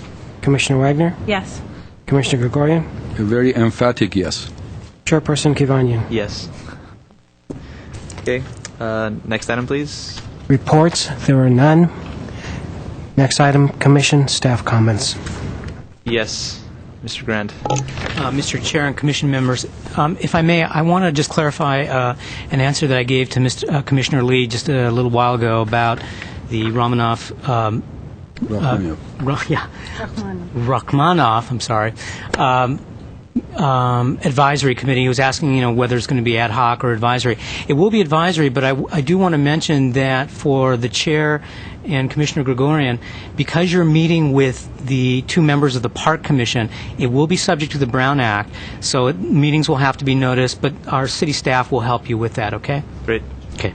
Thank you for that clarification. Okay. Comments from my colleagues? Yes. I don't have the postcard with me. I meant to bring it, but I wanted to remind us all to get to that our Diamond Award recipients, Stepping Stone Players, are in production. The show is going on, The Wizard of Oz, at Hoover Theater, Friday, Saturday nights, this weekend, next weekend, Saturday, I believe it's Saturday and Sunday afternoon at 2. I know I'll be going, and at Hoover High School, the Stepping Stone Players. If you saw the review, I think it was in the paper today. A wonderful review. One of the best scarecrows since Ray Bolger, I'm told. Wow. So I wanted to mention that. And great. Any other comments? Plug-in for the Glendale Unity Festival. Oh, yeah. It's going to be October 11th. Tentatively, it's from noon to 6. They're working on all the entertainment for it right now. And if there's any companies out there that want to do some marketing, we're looking for sponsors still. It's going to be on Brand Boulevard again, so make sure you come out, save the dates. Thank you. Okay. Any other comments? I neglected to mention our high schools will be participating as performers in the Unity Fest. The Hoover High Jazz Band, Glendale International Dance Troupe, and choir, I think. Yes, Commissioner Slade. So say support your local small business. Eat at Conrad's, please. Why am I not surprised? Just a small correction.